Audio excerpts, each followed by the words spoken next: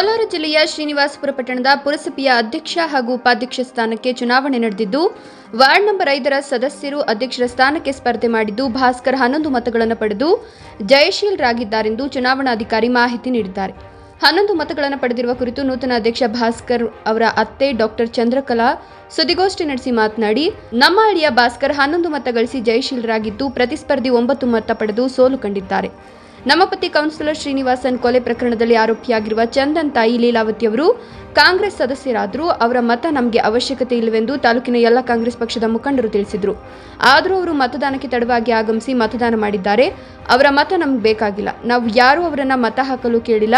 ನಮ್ಗೆ ಅವಶ್ಯಕತೆ ಇಲ್ಲ. ಅದರಂತೆ ತಪ್ಪು ಸಂದೇಶ ರವಾನೆಯಾಗದಂತೆ ಸುದ್ದಿಗೋಷ್ಠಿಯಲ್ಲಿ ಸ್ಪಷ್ಟಪಡಿಸುತ್ತಿದ್ದೇವೆ. ನಮಗೆ 10 ಮತ ಮಾತ್ರ ಬೇಕಾಗಿದ್ದು 10 ಸದಸ್ಯರು ನಮ್ಮ ಅಳಿಯನಿಗೆ ಮತ ಹಾಕಿ ಅಧ್ಯಕ್ಷರಾಗಿ ಆಯ್ಕೆ ಮಾಡಿದ್ದಾರೆ. ಕೊಲೆ ಪ್ರಕರಣದಲ್ಲಿ ಸಿಐಡಿ ತನಿಖೆಯನ್ನ ಕುಟುಂಬದ ಸದಸ್ಯರು ಎದುರಿಸ್ತಾ ಇದ್ದು, ನಮಗೆ ಅವರ ಮತದ ಅವಶ್ಯಕತೆ ನಮಗಿಲ್ಲ.